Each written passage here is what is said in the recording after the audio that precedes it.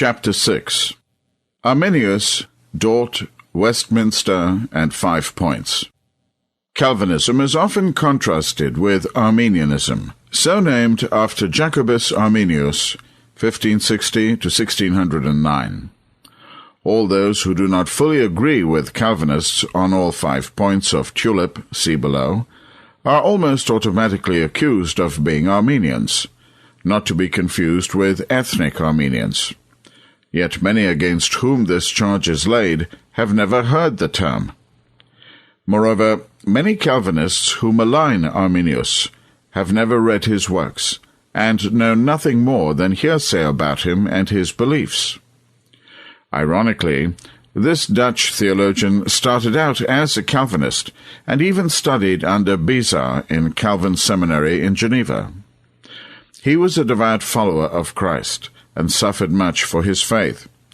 His entire family was murdered in his absence when Spanish Catholic troops, enforcing the Inquisition, massacred the population of his hometown of Dort in Holland.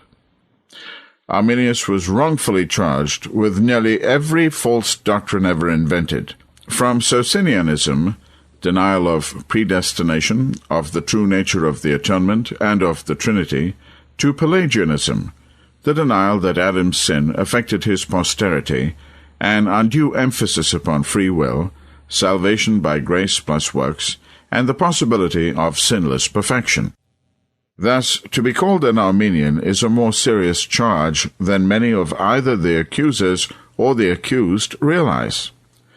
So strong was Calvinism in certain parts of Europe in Arminius's day, that to disagree with it was tantamount to a denial of the gospel and even of God's entire word, and it could cost one's life. In England, for example, a 1648 Act of Parliament made a rejection of Calvinistic infant baptism punishable by death.